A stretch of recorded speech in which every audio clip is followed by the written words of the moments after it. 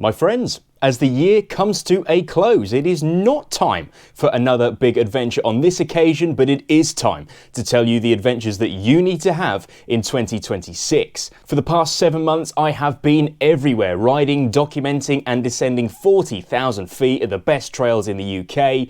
These are the ones that you need to book a trip for. This one has a really special place in my heart. The Wall was the first proper mountain bike trail that I ever rode, and I rode it with my dad way back in 2013 or 2014. It feels like a lifetime ago. It still has the same vigour all these years later. At 23 kilometres, it's a proper big all-mountain day out. I had stunning views stretching out towards the Brecon Beacons, climbs that really made me grit my teeth and descents that left me grinning from ear to ear. You have to ride the Wall. In fact, I want you all to plan to ride the Wall in 2026 just so you can experience the roller coaster that is zigzags. When I rode it, it had just been rebuilt and resurfaced, so it was running stupidly fast. I was basically hanging on for dear life while trying to go as fast as I possibly could. The trail was so loose that I knew one tiny mistake could be game over, but all I wanted to do was push harder and go faster. It's a proper descent, a proper trail, a genuinely unforgettable adventure. Go ride it. Right from the start, I can honestly say this is one of the most exciting trail centres I've ever ridden. It's proper off-piste British mountain biking where it feels like the builders had absolutely no limits on what they could create. There are 53 trails in total, and even after visiting twice, I've barely scratched the surface. Out of the dozen or so trails that I have ridden so far, they're seriously technical, steep, rough, and properly janky. Across the 2 trips I've done, I've racked up around 6,500 feet of descending, and the standout trails for me were Zesty, Superfly, Red Dot, Rock and Roll, and of course, Steve Pete's Steel City Downhill. Steel City Downhill is hands down one of the best trails I've ever ridden in the UK. It feels like a mini A-line mixed with a bit of Crank It Up, tucked away in the foothills of the Peak District, an absolute gem. It's got a presence about it, almost like Everest. It either lets you through safely or it doesn't. If you've never ridden here before, it's worth the trip. Just a word of warning though, it's very e-bike friendly for a reason.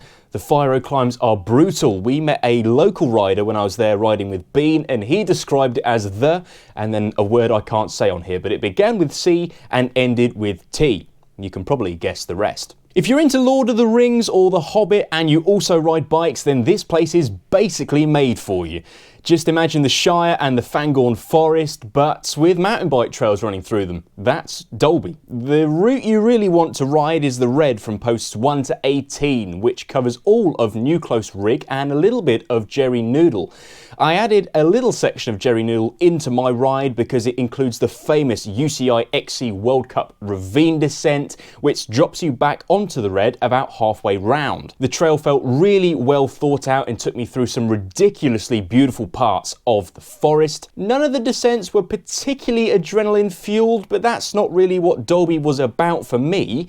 It's about the scenery and the journey that the trail takes you on. If you ride Dalby and end up taking more photos than doing actual riding, don't say I didn't warn you. After around 1,500 feet of descending, I didn't regret the trip there at all. It's definitely a trail centre that belongs on your bucket list. I had no idea what to expect from Hamsterley, but I kept hearing through the grapevine that the big un was one that I had to ride. It's just over 21 kilometres, so not the longest loop, and it's not especially technical either. There are a fair few long Fyro climbs, and only about a quarter of it is single track, but once you drop into the good stuff, you forget about those climbs. I can't mention Hamsterley without talking about K-Line, Volunteer Trail of the Year back in 2019, and for good reason. It's such a fun trail, absolutely packed with features, big flowing berms and rollers where I was picking up speed out of nowhere. Massive credit to the Hamsterley Trailblazers volunteer crew for building it. They're even extending it further up the hill. K-Line then links into transmission, accelerator and nitrous, which are just as nicely built. What really stood out to me about Hamsterley is how obvious it is that the trail crew put all their effort into the descents. Sure, you're mostly grinding up fire roads to get to them, but honestly, who cares? Hamsterley isn't famous for the climbing anyway. This is the adventure, the one that tops everything else. Hands down the best experience I've ever had on a mountain bike. Cutgate is a world-class trail and somehow it just so happens to be right here in the UK. It's an out and back ride, 7 kilometres out, 7 kilometres back, which means whatever you climb you get to descend, which works out to be around 2,500 feet of descending spread over roughly 8 kilometres of downhill.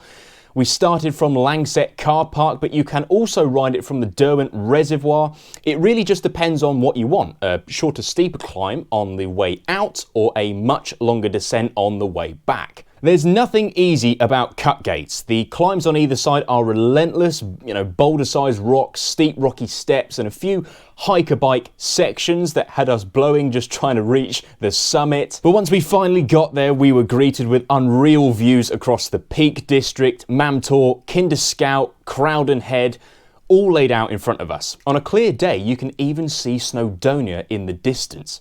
Then comes the descending, fast, scary technical descents that demand your full attention. And if by some miracle you still have feeling left in your feet, should you fancy a dip in a river, Cutgate has you covered. You can cool off in the river at the bottom. If you only ride one of the trails from this list in 2026, make it Cutgate. Once you've ridden it, you'll already be planning your next trip back. So from all my adventures up until this point, these are the top recommendations for 2026. I'll have all the Trailfork ride logs, videos, Apple and Google Maps links to the trailheads down in the description, so it's never been easier to research them and start planning your own trips. I've got loads of big adventures lined up for 2026, but if you've got any recommendations for trails that I should ride, don't hesitate to put them down in the comments. As always, thank you so much for joining me once again and for all your support throughout this first year. This channel has grown more quickly than I thought it would.